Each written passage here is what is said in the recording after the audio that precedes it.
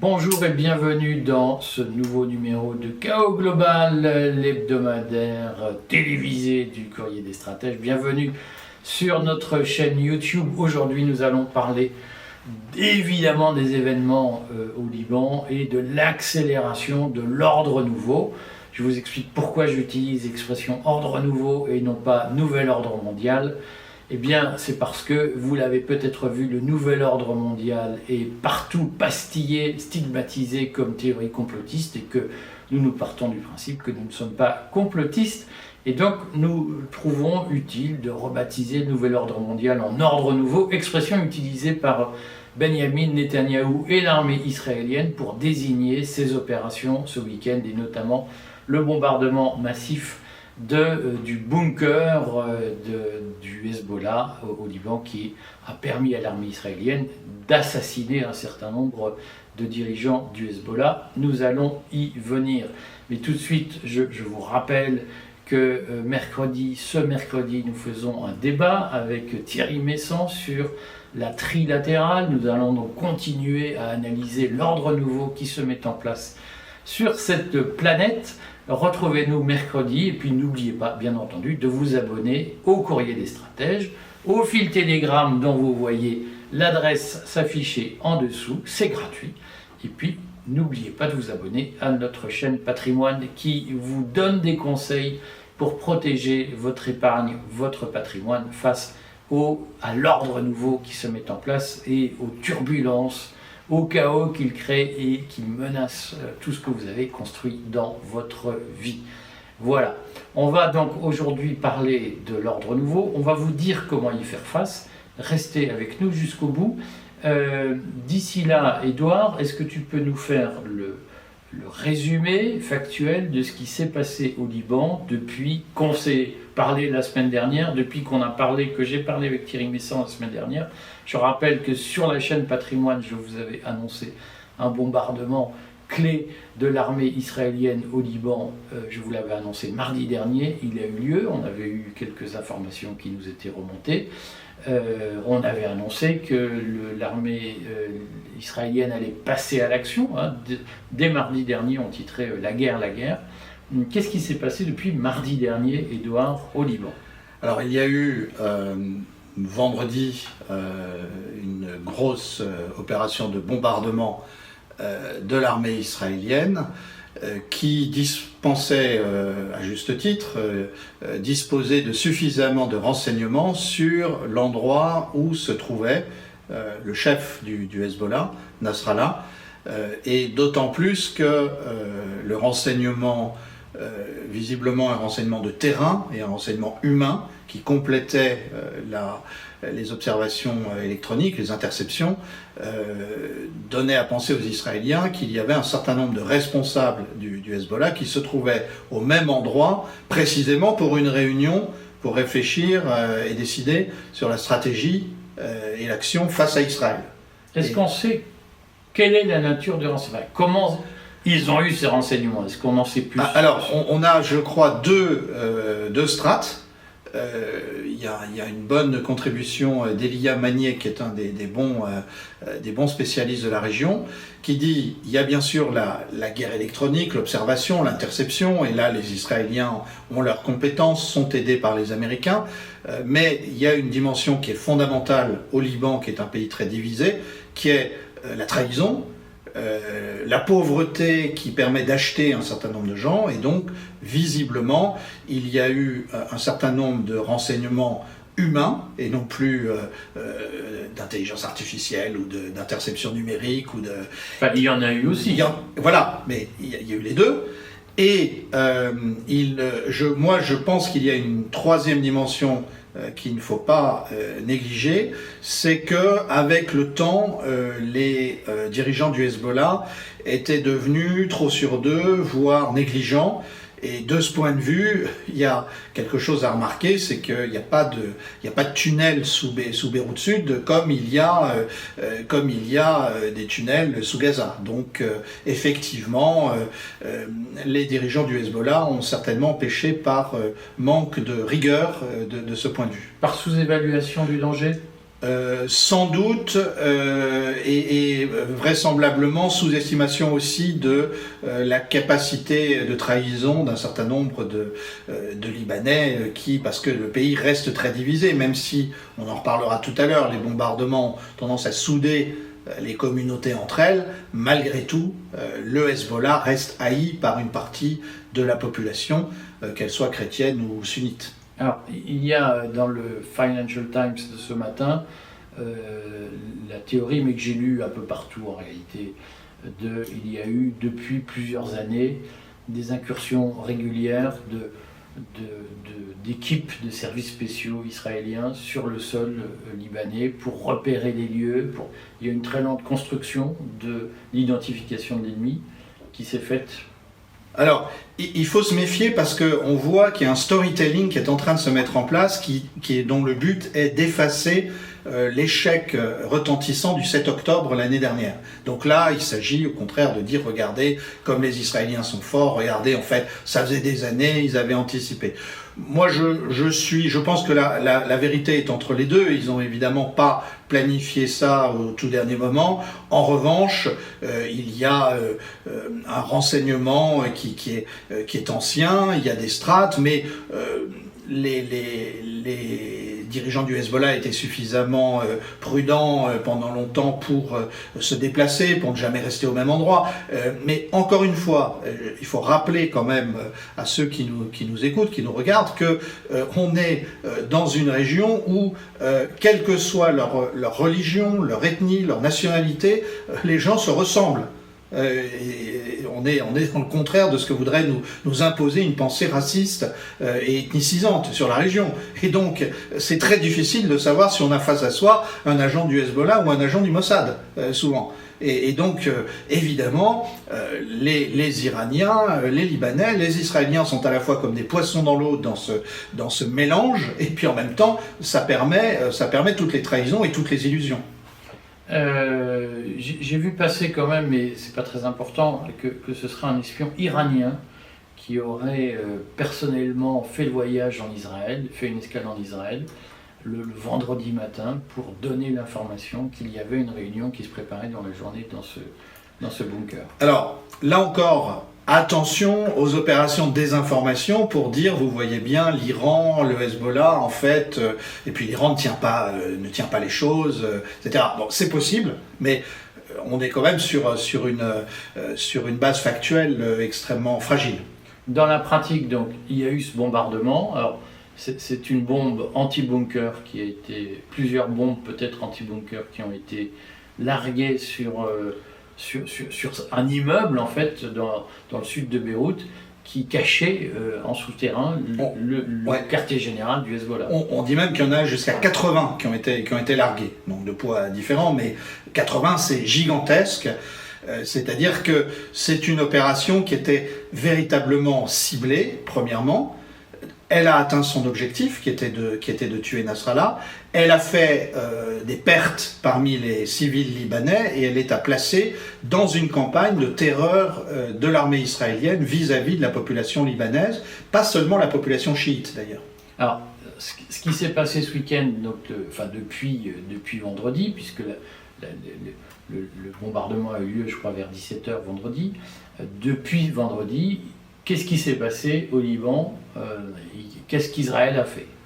Alors, Israël a continué à bombarder et même allé jusqu'au centre de Beyrouth, là en quartier sunnite, puisqu'ils ont tué deux responsables du Front populaire de libération de la Palestine qui se trouvaient à cet endroit. C'est-à-dire qu'en fait, Israël va toujours plus loin en pensant, on va en reparler, qu'il y a un moment favorable pour éliminer le maximum des cadres des forces adverses. Au passage, c'est intéressant, nous ça fait des mois qu'on le dit, il n'y a pas que le Hamas du côté palestinien, il y a une petite dizaine d'autres mouvements combattants qui sont à Gaza, qui sont en Cisjordanie et qui sont aux côtés du Hezbollah, dont le Front populaire de libération de la Palestine, la FPLP.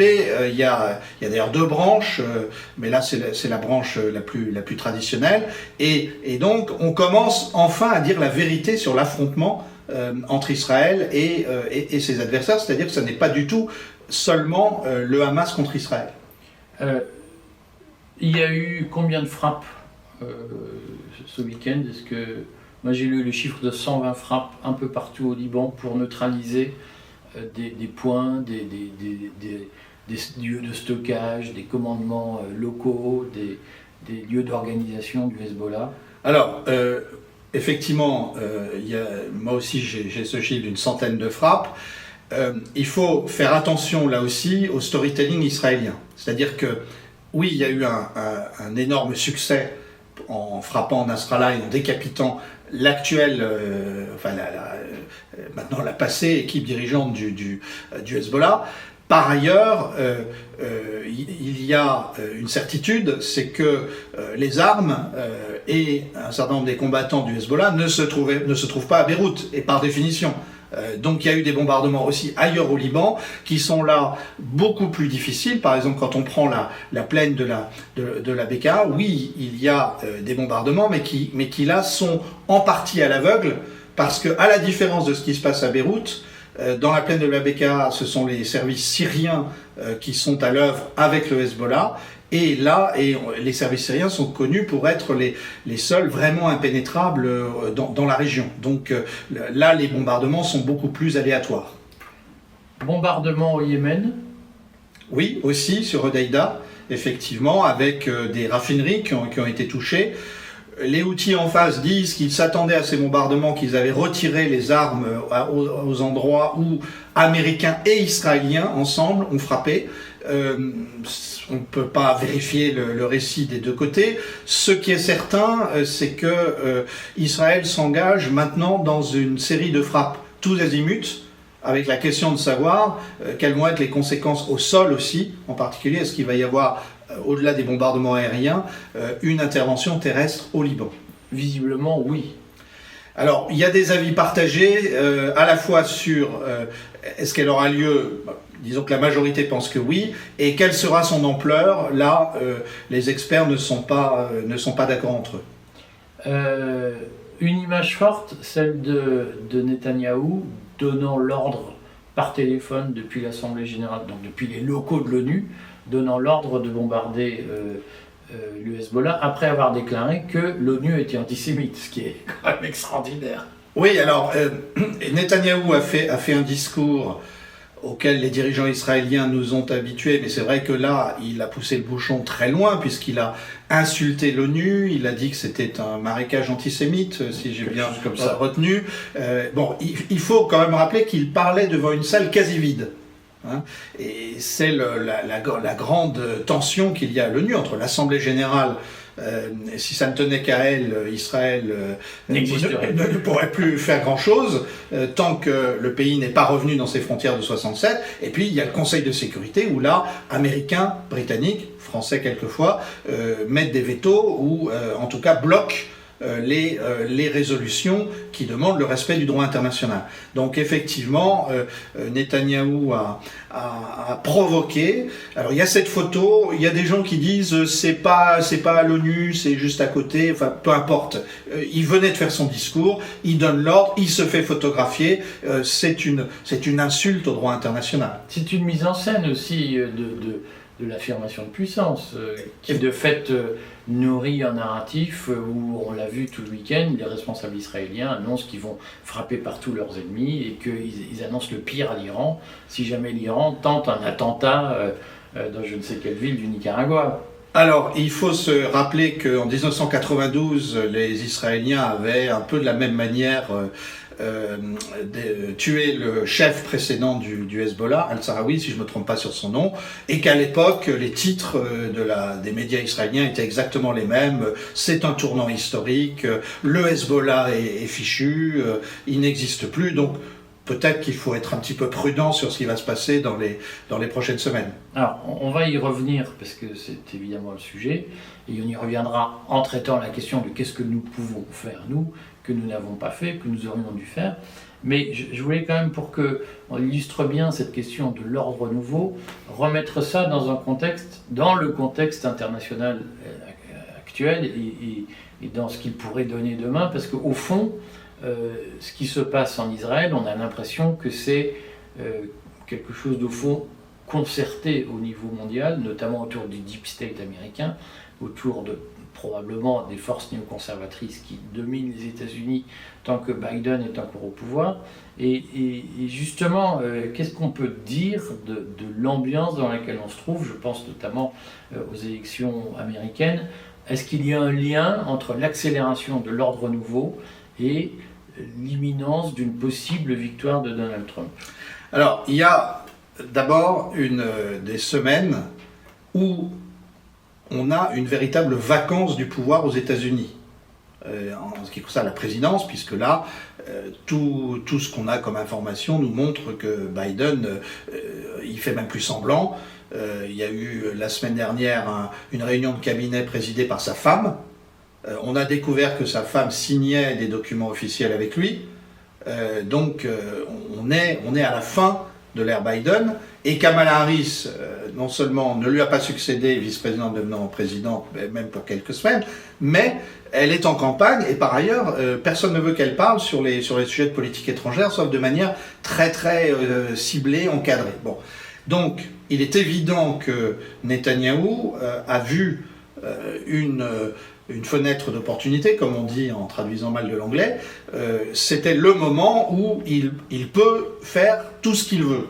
Et c'est bien ça qui se passe. Je veux dire, insulter l'ONU comme il le fait, se faire photographier donnant l'ordre du bombardement, et puis après ça, avoir déployé un certain triomphalisme, voilà, il le fait, et puis des bombardements tous azimuts, parce que il faut voir les dégâts que ça fait au Liban. D'ailleurs, il y a des Libanais qui disent ils vont nous transformer en nouveau Gaza. Donc c'est ça, voilà, il y a ce créneau-là. Alors, est-ce que ce qui se passe favorise plutôt Trump ou plutôt Kamala Harris? Effectivement, on a de bonnes raisons de penser que Trump en ce moment a le vent en poupe. D'abord, dans les sondages, on voit bien que l'effet de rattrapage de Kamala Harris s'est tassé. Et puis, d'autre part, Trump est celui qui est le plus ouvertement pro-israélien et même pro-Netanyahou. Donc, c'est forcément un avantage pour lui vis-à-vis des décideurs et des influenceurs de la campagne américaine.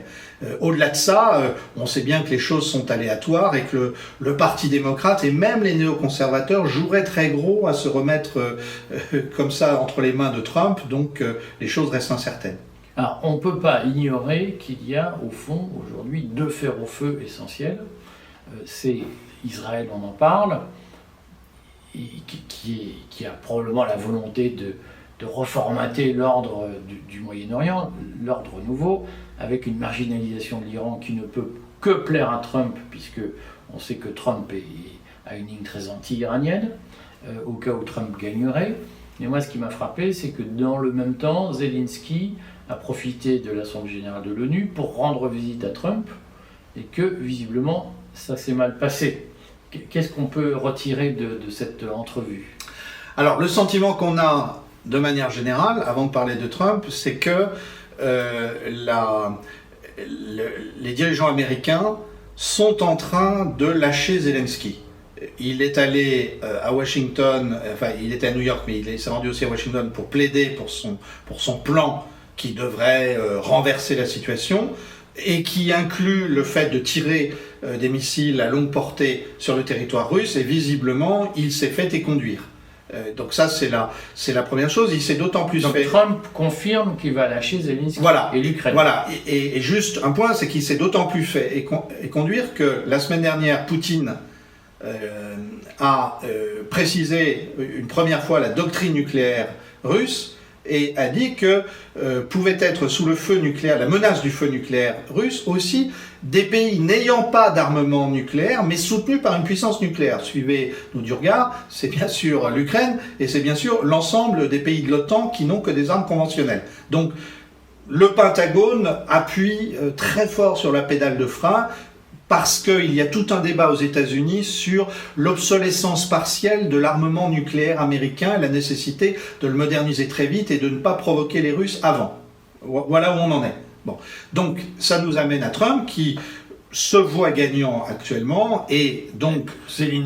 La visite de Zelensky laisse à penser que, visiblement, un certain nombre de gens pensent qu'il va gagner, comme Zelensky. Voilà, Je vais y passer. Et donc, il espérait, Zelensky espérait effectivement trouver plus de ferveur, plus de soutien, et visiblement, Trump ne l'a pas rassuré, on va dire, en langage diplomatique. Mais au fond, ça nous ramène à ce qu'on disait à l'instant, c'est que il y a de fortes probabilités que les États-Unis lèvent le pied en Ukraine et essayent de trouver, après les élections, alors ça sera laborieux, mais un accord avec les Russes, en forçant les Ukrainiens à abandonner une partie de territoire, parce qu'ils veulent se concentrer sur le Proche-Orient, dont là ils pensent qu'ils ne peuvent pas se permettre de le perdre, de perdre leur influence, de lâcher Israël. Je pense que entre lâcher l'Ukraine et lâcher Israël, le choix des dirigeants américains, que ce soit Kamala Harris ou Donald Trump, est déjà fait. Bon, on va y revenir, mais moi je voulais quand même, dans la mise en contexte qu'on fait, pour montrer que l'affaire libanaise, elle s'inscrit dans un cadre au fond large et que les différentes pièces de puzzle sont probablement en train de s'assembler, on reste dans la terreur pour la caste mondialisée, de voir le populisme monter. On le voit encore aux élections autrichiennes sur lesquelles nous titrons ce matin. Le FPE vient de gagner, c'est-à-dire que historiquement, aujourd'hui, on a un pays de l'Union européenne, un pays de plus, si j'ose dire, qui a basculé du côté de l'extrême droite des populistes. C'est vrai que le FPE n'est pas un parti de tendre. C'est pas un parti sympathique du tout. Ça a été pendant longtemps un parti fréquenté par les anciens SS autrichiens. C'est un parti qui s'est assagi, modernisé, qui est intelligemment dirigé, mais effectivement, c'est un parti qui se trouve dans le dilemme où se trouvent tous ces partis dits d'extrême droite qui ont une vision souvent identitaire, ethnicisante, très ferme sur l'immigration, et avec même chez certains l'idée d'une remigration, mais pour autant... C'est Forteresse Autriche, le thème du FPE, oui. Son slogan de campagne, Forteresse Autriche. Voilà.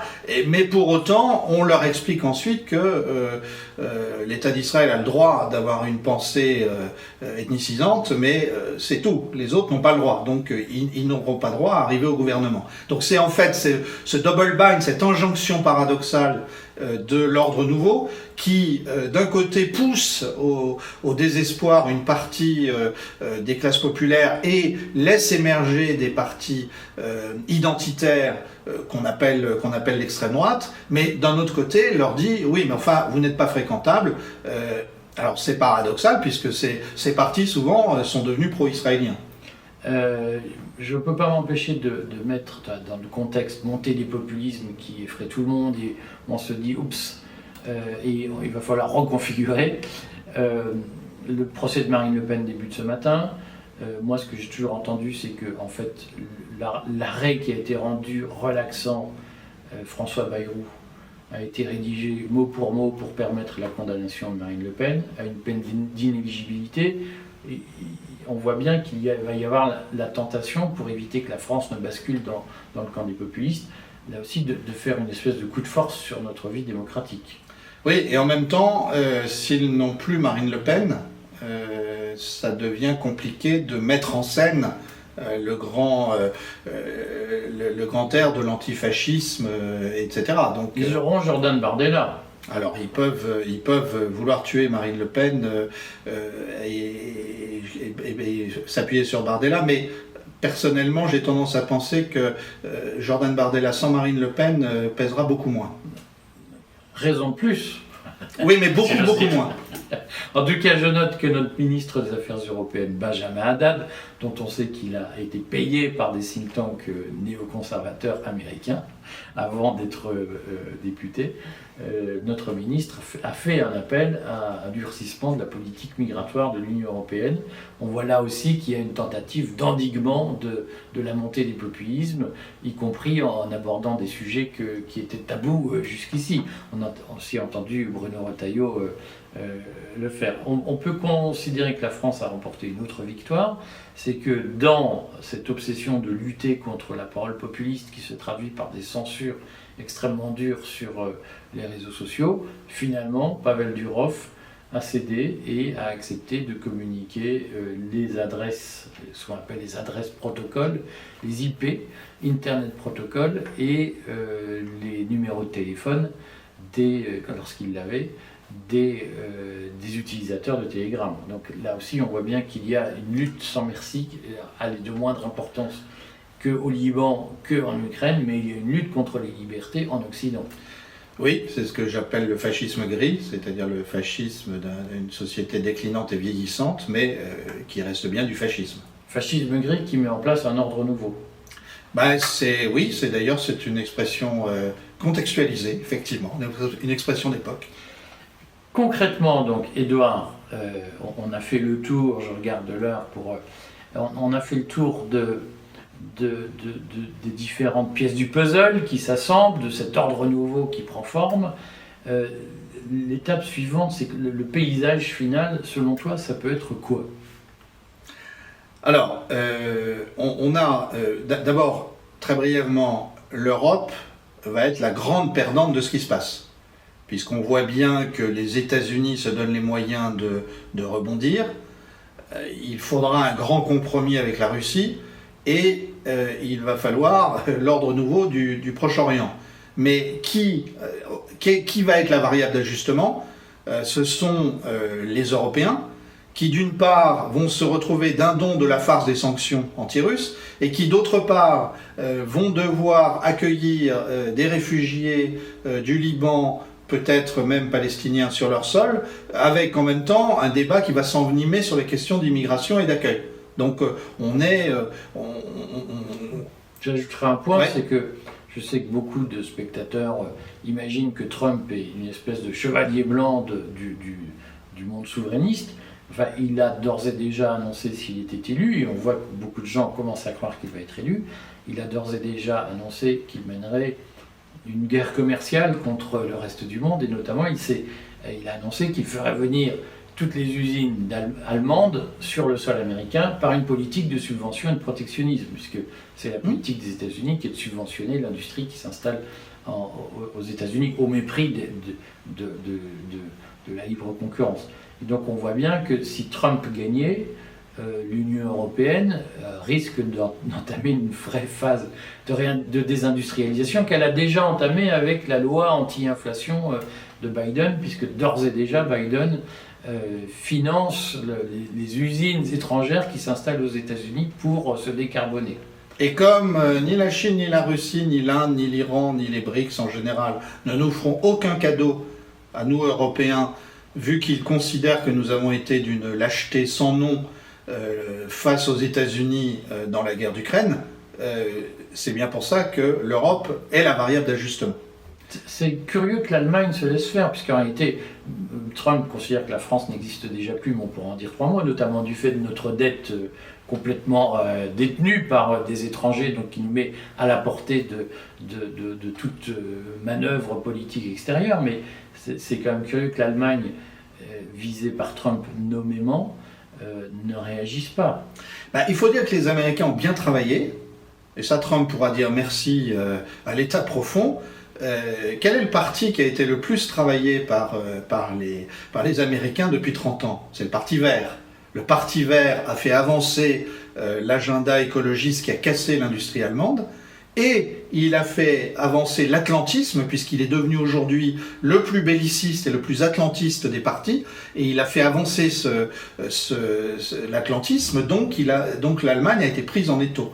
Alors, c'est assez fascinant de voir sur le fond comment des gens qui se sont déclarés comme antiproductivistes de gauche ont été les marionnettes du productivisme américain, sur le fond du deep state américain. Par exemple, sur l'Ukraine, on leur a expliqué que dans le sous-sol ukrainien, il y avait tous les matériaux de la transition énergétique, tous les métaux, les terres rares, etc. Et que donc il fallait pas lâcher l'Ukraine face aux Russes. C'est logique. Je vais quand même anticiper sur ce que je voulais dire, ce que je vais dire tout à l'heure, mais est-ce que l'écologie, est-ce que les partis verts sont la 5e colonne de deep state américain? En tout cas, il y a une quarantaine d'années, un peu plus même, en fait, dans les années 60, voyant monter la révolte des jeunes à l'époque, ceux qui nous gouvernent aujourd'hui et qui ne veulent pas lâcher prise, les Américains se sont dit que bon, les conservateurs, les libéraux, c'était pas la peine de les travailler, ils étaient spontanément pro-américains. En revanche, les autres, il allait falloir les travailler. Et donc ils ont travaillé systématiquement sur les partis de gauche, et les partis de gauche aimant bien la discipline, l'idéologie, et qu'on leur dise ce qu'il faut raconter. Toute action est collective, l'individu c'est mal. Voilà, eh bien, ils sont devenus les plus pro-atlantistes. La caricature en Allemagne, c'est Madame Baerbock. Si elle était devenue chancelier, on aurait bombardé Moscou, peut-être même Vladivostok. Mais c'est très significatif. Alors, donc, l'Europe va être la grande victime, le paillasson de cet ordre nouveau qui se met en place. Mais alors, qu'est-ce qui peut se passer entre l'Ukraine et le Liban, selon toi? Comment tu vois la position de Trump s'il gagne? Alors, s'il gagne, Trump va vouloir engager très vite des négociations avec la Russie pour mettre fin à la guerre d'Ukraine. Je crois que ce à quoi il ne s'attend sans doute pas, c'est que les Russes ne vont pas se presser. Parce que, objectivement, les Russes n'ont aucun intérêt à ce que ça aille trop vite. Au contraire, ils ont intérêt à faire mijoter. Bon, mais malgré tout, Trump est malin, il est prêt sans doute à faire plus de concessions que les démocrates n'en feraient, et par ailleurs, c'est un bon négociateur, donc il a un instinct, il doit trouver un terrain d'entente avec Poutine. Ce qui veut dire qu'à ce moment-là, les forces américaines pourraient être progressivement libérées pour se concentrer sur le Proche-Orient et la défense d'Israël. Alors, je pense que là, on va entrer dans un jeu complexe, parce que d'un côté, Netanyahou, n'en faisant qu'à sa tête, et ça va durer encore de longues semaines, tout président américain va se trouver devant la question de l'autorité à rétablir sur ce petit allié encombrant. Et là, on peut imaginer que Trump ait un bras de fer avec Netanyahou, parce qu'il y a des choses qu'il appuiera et d'autres qu'il ne laissera pas faire. Les relations entre les deux n'ont pas été excellentes par le passé.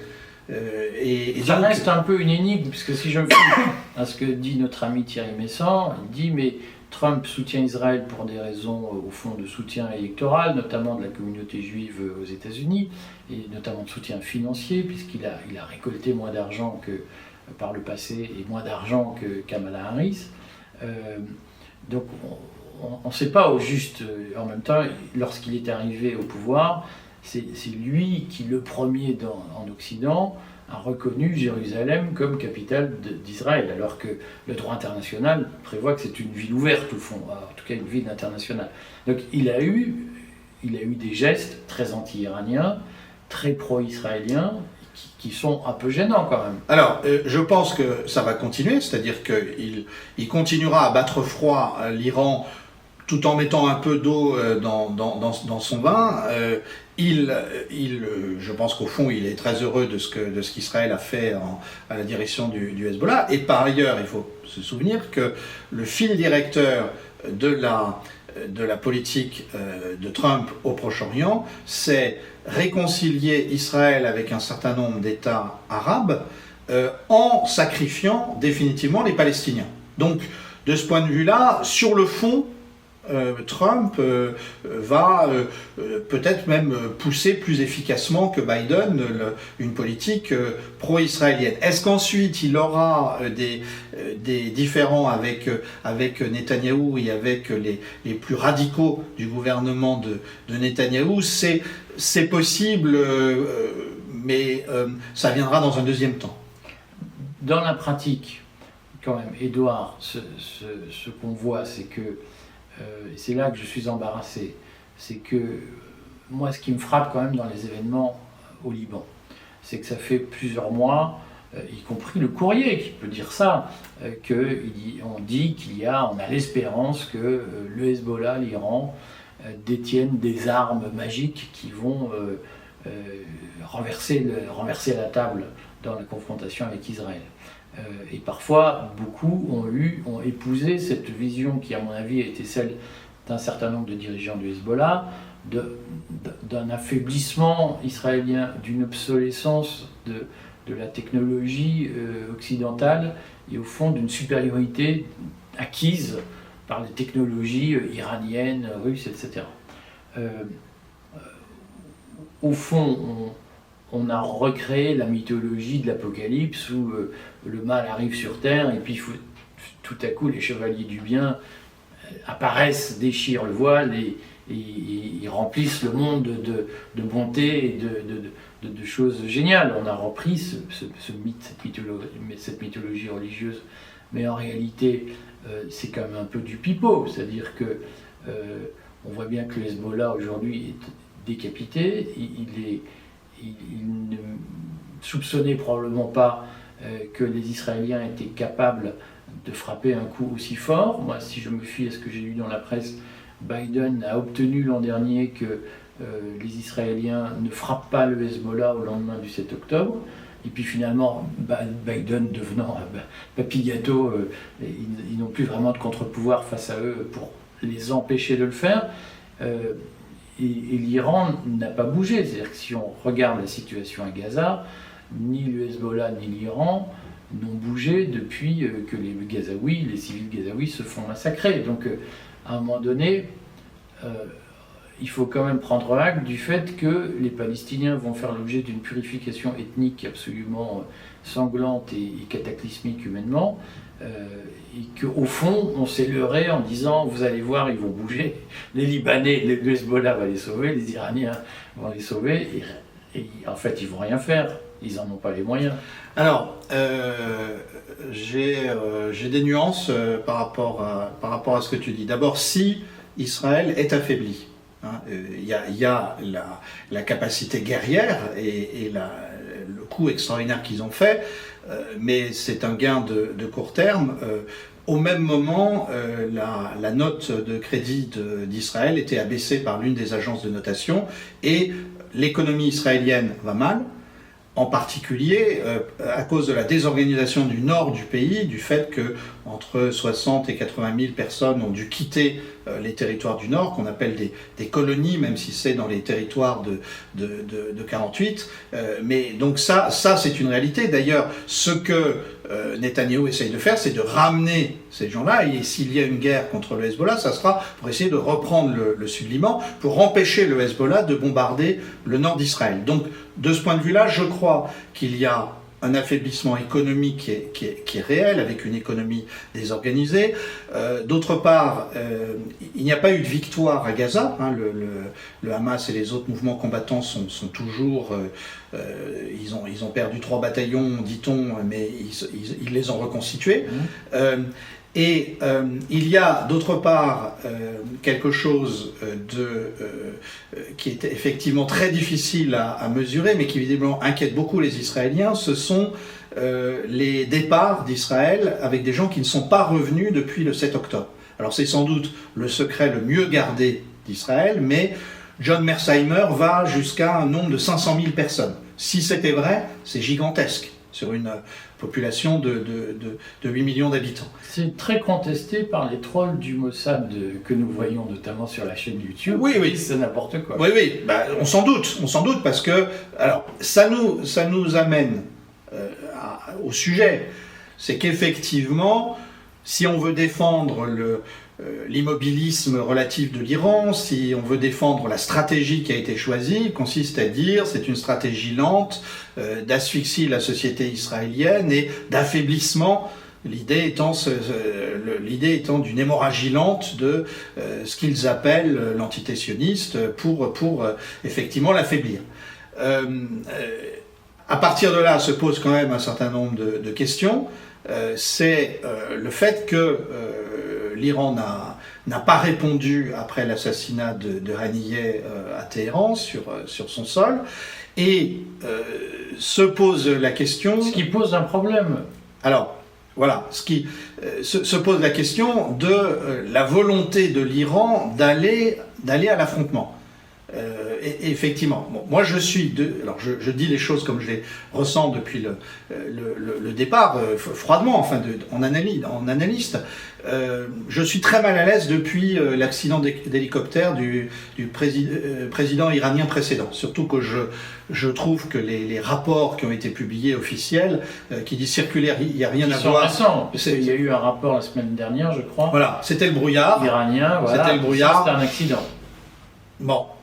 Il est certain qu'il y a eu un changement de tête, qu'on a eu à la place de Raisi quelqu'un qui était prêt à essayer d'engager de nouvelles négociations avec l'Europe, avec les États-Unis surtout, pour un nouvel accord sur le nucléaire. Et d'ailleurs, le président iranien, le nouveau président iranien, a dit qu'il n'avait pas frappé tout de suite en représailles à l'assassinat de Haniyeh parce que l'Europe et les États-Unis s'étaient engagés à obtenir un cessez-le-feu à Gaza.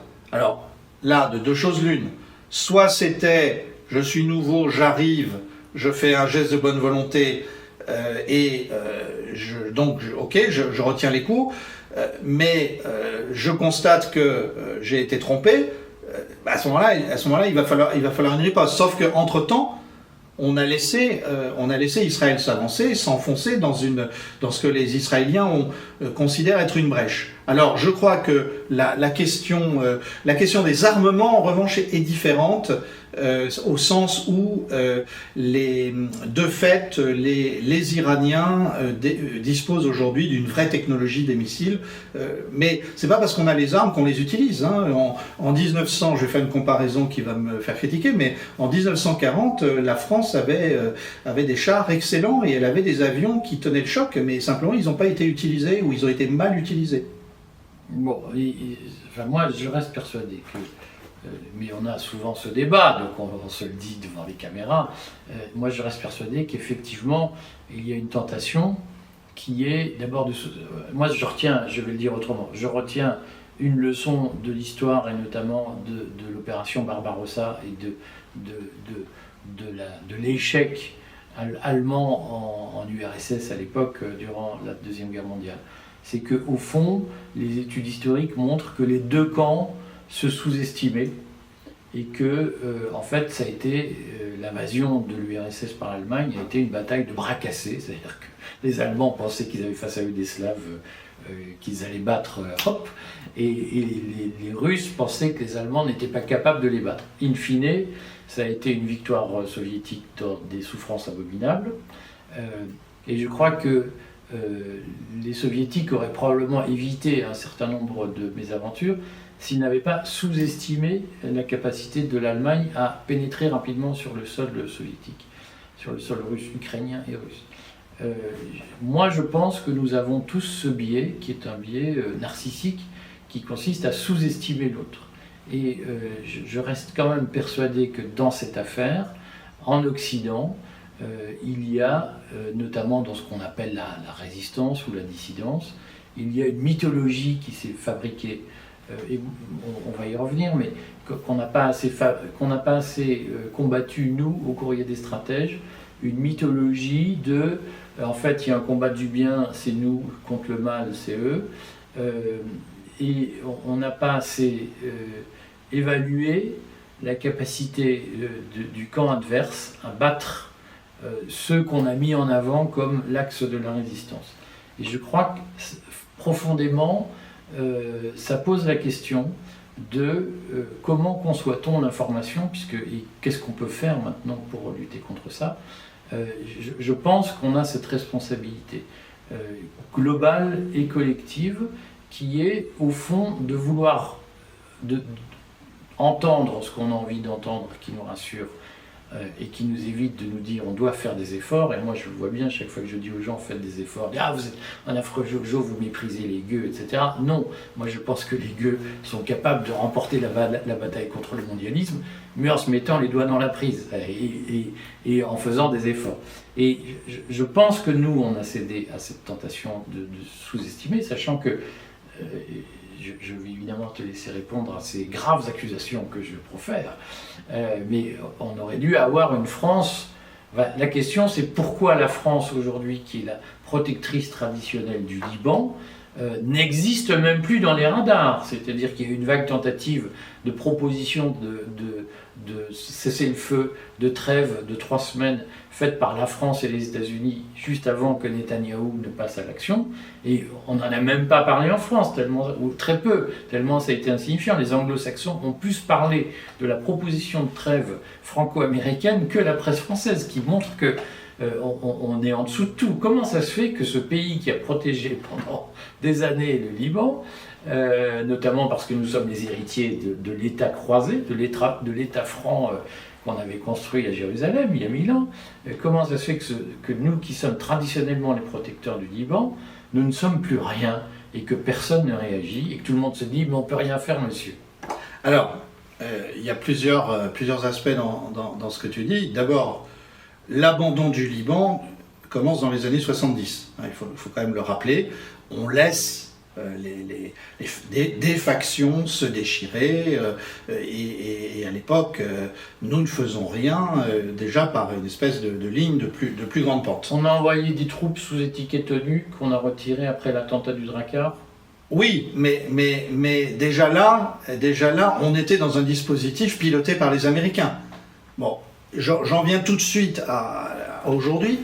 Il est bien évident qu'on peut proposer tous les plans de paix qu'on veut. S'il n'y a pas la flotte française face aux côtes du Liban et aussi face aux côtes d'Israël, et disant à Netanyahou qu'il y aura une coalition avec la Turquie, avec d'autres, pour éventuellement le forcer à se retirer dans des limites raisonnables, on peut proposer tous les plans qu'on veut. Pourquoi on ne le fait pas? Alors, je pense d'abord que nos dirigeants sont profondément américanisés. Et ça, bravo aux États-Unis d'avoir fait un travail de propagande, d'endoctrinement, les programmes type Young Leaders, etc. Moi, si je dis ça, j'imagine qu'il y a des gens de l'establishment qui vont regarder, qui vont dire, mais il est devenu fou. Mais non. Je veux dire, tout le monde parle de Gaulle, mais De Gaulle... De Gaulle fantasmé, on l'aurait dit. Il n'aurait jamais laissé écraser le Liban dans les années 70.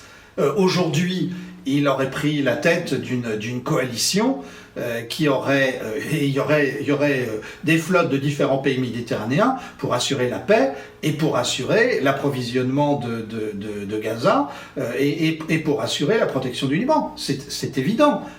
Alors pourquoi on ne le fait pas aujourd'hui? D'abord, on a laissé filer notre armée. On n'a plus les capacités militaires d'intervention aujourd'hui. On a une armée de troupes d'élite merveilleuses, mais enfin les troupes d'élite sans ce que tu appelles les gueux ou la piétaille, ça ne sert pas à grand chose. Hein? Moi, pour les soldats de la troupe, je ne dis pas ça, c'est mes ancêtres. Nous, on a fait le siège de Jérusalem à pied.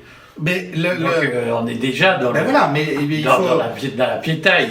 Les troupes spéciales, c'est très bien, mais une armée composée seulement de troupes spéciales, ça n'est pas possible. Il nous faut des bidasses. Il n'y a pas que la Légion étrangère, ce sont des unités d'élite que Macron était prêt à faire décapiter en Ukraine, au passage. Hein, il voulait les envoyer. Bon, d'ailleurs, il en a envoyé quelques-uns clandestinement. Mais on a donc cette situation-là. On n'a plus l'outil militaire, donc nous ne faisons plus peur. Entre nous, je parlais de la dissuasion nucléaire américaine en partie obsolète dans ses mécanismes de déclenchement. Je voudrais savoir ce qu'il en est de la dissuasion nucléaire française. Hein. C'est un vrai sujet, un vrai souci pour notre crédibilité. La théorie des armes hypersoniques, la théorie physique qui est au fondement, c'est Jean-Pierre Petit, on n'en a rien fait. On n'est pas capable de lutter avec les missiles russes ou chinois ou iraniens. Bon. Donc tout ça fait que nous ne sommes pas crédibles. Et là-dessus vient un travail d'abandon. Comme nous sommes endettés, on va nous dire tout de suite, non mais de quoi vous mêlez-vous? Vous voulez qu'on abaisse la note de la France? C'est aussi simple que ça. Alors, parce qu'il faut le dire, on refera des émissions sur le sujet, la finance new-yorkaise, il suffit qu'elle appuie sur un bouton pour que elle vende massivement de la dette française et que nous soyons étranglés, qu'on ne puisse plus payer les fonctionnaires, qu'on ne puisse plus payer nos écoles où on n'apprend plus rien, mais enfin qui nous coûtent très cher, etc. Mais c'est la même chose, les Japonais ont vendu des bons du Trésor français récemment, ces dernières semaines. On a un vrai problème. Si l'Allemagne nous lâche, et après tout, les Allemands peuvent se dire qu'ils ont suffisamment de problèmes intérieurs, ils ne vont pas en plus soutenir les Français, bien sûr, évidemment. Donc nous sommes éminemment vulnérables. Donc je ne sais pas si Michel Barnier sera confirmé demain par l'Assemblée, ou en tout cas sera autorisé par l'Assemblée passivement à continuer. Mais en revanche, ce que je sais, c'est que Barnier ou un autre Premier ministre qui voudrait reprendre une posture, même à la Villepin, hein, je ne dis même pas à la De Gaulle, je dis à la Villepin, parce que c'est De Gaulle version radicale socialiste, eh bien, on lui dira, arrête Coco, je veux dire, sois sérieux, tu veux vraiment qu'on plonge ton pays dans la misère. Donc, nous sommes vulnérables.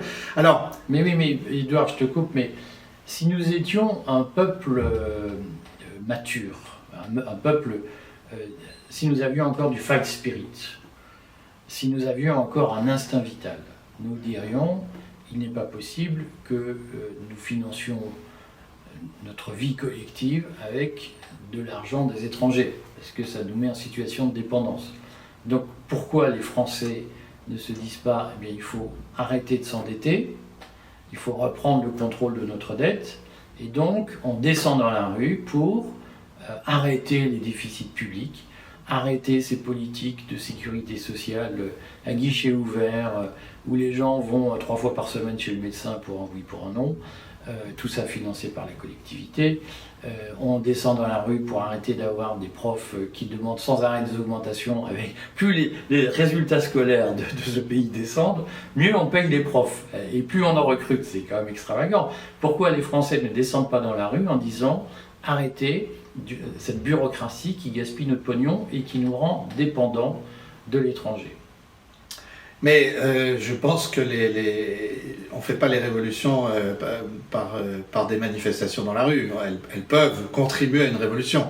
Notre problème, comme souvent dans l'histoire du pays, c'est que les élites trahissent. Oui, mais on les élit, tu vois. Quand tu regardes, Macron, il a été réélu. Macron a explosé la dette. Ouais, Macron a explosé les dépenses publiques. Il a été réélu. Et je vois Michel Barnier, finalement. Enfin, les Français ont voté NFP, RN, qui sont deux entités qui défendent l'augmentation des dépenses publiques. Et Barnier, finalement, il est en train d'expliquer qu'il va augmenter les impôts et pas toucher aux dépenses. Après nous avoir dit, je vais vous dire la vérité. Donc ça veut dire quand même qu'à un moment donné, il y a en France un consensus pour continuer à subir le mal qu'on dénonce. C'est quand même extravagant. On n'a effectivement pas d'alternative politique et pas d'opposition. C'est ce qu'on dit depuis tout à l'heure. Ça s'est vu pendant la crise des Gilets jaunes, ça s'est vu sur les confinements, ça se voit maintenant sur les crises internationales. Et à nous. Le courrier des stratèges. Moi, ce qui me frappe quand même, Édouard, c'est que quand je dis ce que je viens de dire, donc j'ai la réaction « Ah, Édouard Husson, il est gentil, alors vous êtes méchant. Hein. Ah, il faut être humaniste, mais non, ne nous dites pas qu'il faut faire des efforts, vous dites ça parce que vous méprisez les gueux. » Est-ce que, Édouard, nous n'avons pas péché en ne disant pas assez aux gens que la seule façon de redevenir indépendant, c'est de faire l'effort de l'être? Et cet effort, c'est pas seulement les élites, parce que j'entends bien, c'est les élites qui trahissent, mais le peuple aussi trahit. C'est-à-dire que quand les gens se battent pour ne pas équilibrer les régimes de retraite, quand les gens se battent pour avoir plus de profs, moi je passe dans les rues de Paris, je le dis, et les écoles publiques à Paris sont certainement pas les plus défavorisées. Chaque fois que l'académie essaie de supprimer une classe ZEP usurpé, puis ou REP, je ne sais plus comment ça s'appelle maintenant, usurpé parce que c'est une école de bobos, les mecs ils ont des moyens piqués sur le dos de la Seine-Saint-Denis pour avoir un enseignement privilégié. Quand le rectorat dit on supprime une classe, il y a des banderoles partout, les gens se mobilisent. Personne n'est capable de dire à un moment donné, oui, on tire sur la corde. Ça pose quand même un sacré problème. C'est pas seulement les élites, c'est aussi le peuple français qui, dans sa totalité, en tout cas dans sa grande majorité, dit mais non, mais continuons, et puis ne nous dites pas qu'il faut faire des efforts, parce que sinon c'est la preuve que vous êtes un méchant capitaliste. Oui, mais on est bien d'accord, mais là, dans l'histoire, les révolutions se font parce qu'émerge une nouvelle élite et qui a analysé ce qui a précédé et qui est prête à faire autrement. Et en fait, la majorité suit les élites en question. Si ces élites l'emmènent à l'abîme, elle suit, et si les élites l'emmènent vers le mieux, elle suit aussi. C'est comme ça que moi je vois les choses. Est-ce que tu penses que nous devons participer au courrier à l'émergence de cette nouvelle élite? Oui, alors d'abord, je comprends ton accès de pessimisme, et donc comme je suis tu es le bad cop, je suis le good cop, je vais dire... Non, je vais te laisser répondre, mais c'est parce que je vois tous les jours des commentaires inspirés par ce que j'appelle la 5e colonne, c'est-à-dire qu'aujourd'hui, en application de la théorie de Kassenstein, conseiller d'Obama à l'époque, qui a dit les complotistes, enfin les populistes, il ne faut pas les combattre de l'extérieur, il faut les infiltrer et les neutraliser. Et je vois combien de gens aujourd'hui, et dès que tu connais, très proches d'ailleurs, qui sont perméables à ça, au moment où il y a l'affaire libanaise, nous disent ce qui est crucial, c'est de parler du vaccin, du pédosatanisme, et au fond, le Liban, ça passe après. Et là, je vois quand même le travail qui est fait par la 5e colonne, financé, on le sait, nous, entre nous, pas discrètement par le deep state américain, pour expliquer, écoutez, former une bande de zinzins qui vont nous expliquer que le pédosatanisme, c'est beaucoup plus grave que la dette publique et l'opération Liban. Et même dans notre entourage, on voit bien qu'il y a des gens qui sont perméables à ça. Bon, je te laisse répondre. Non, alors, non, tu as été pris d'un accès de pessimisme. Je pense que nous avons déjà beaucoup fait. Alors, on n'en fait sans doute jamais assez. Et si la question c'est accélérons pour être encore plus exigeants dans les contenus et surtout en demandant aux gens de faire des efforts pour se prendre en main, c'est bien ça l'enjeu. Tout à fait d'accord. Lucidement. Tout à fait. Et puis de toute façon, on ne s'en sortira pas. Alors, qu'on se comprenne bien, je dis pas que c'est la faute aux élites. Je dis simplement, on ne s'en sortira pas tant qu'on n'aura pas une nouvelle élite. C'est ça que je veux dire, je ne vais pas plus loin. Mais la nouvelle élite, elle sort du peuple. Donc ça veut dire que le peuple est capable de la sécréter. Voilà. Alors moi, je voudrais le redire, parce que souvent je suis accusé, je lis des choses qui m'agacent un peu sur vous méprisez le peuple. Non, moi je crois que le peuple est la nouvelle élite. Je suis d'accord avec Édouard sur ce point. Simplement, pour passer du stade de peuple à la nouvelle élite, c'est pas comme ce que j'ai entendu de certains de la planète anti-Covid qui m'ont dit pendant les élections européennes, non mais on est meilleur que l'élite actuelle et voilà, et en fait on n'a aucune idée sur rien, mais on est meilleur qu'eux. Cette paresse intellectuelle-là, moi, elle me paraît coupable. C'est-à-dire que je considère que si aujourd'hui des gens disent on vient du peuple donc on est malin, c'est une usurpation pour arriver au pouvoir, pour battre la caste. On vient de voir comment on sous-évaluait son pouvoir, sa capacité à se défendre. Si on veut la battre, c'est certainement pas en se laissant aller à la facilité de « écoutez, j'ai une opinion, je vous la donne ». Nous aussi, on a plein d'opinions, mais on ne les donne jamais. On essaie de construire un raisonnement. Comment tu fais, toi, pour écrire tes articles? Alors, je m'informe, ça. Beaucoup de gens sont capables de le faire. Puis ensuite, effectivement, je me pose toujours la question de savoir ce qui peut être utile pour l'action si jamais quelqu'un qui me lit veut en tirer des conclusions. Voilà. Donc, bon, mais en tout cas, c'est une illusion de croire que la parole de quelqu'un comme ça, j'ai 3 idées sur le monde, vaut la parole de gens qui sont qui forgent une doctrine, et qui travaillent jour et nuit pour le faire. À un moment donné, si on veut battre la caste, Si on veut éviter que l'ordre nouveau ne s'installe, nous en avons la possibilité, mais ce sera dans l'effort et dans la douleur, et pas dans la paresse. Et dans la remise en cause de beaucoup de nos préjugés, puisque la grande force de la caste, c'est de monter la France périphérique contre la France des banlieues. Et sur ce sujet-là, d'ailleurs, finalement, les notables de province rejoignent toujours la caste parisienne. Et donc, en fait, la grande difficulté va être de faire travailler ensemble le peuple des banlieues et celui de la France périphérique. On peut encore avoir des commentaires. Oui, j'assume. Hein. C'est le sujet du livre que je publie dans quelques semaines.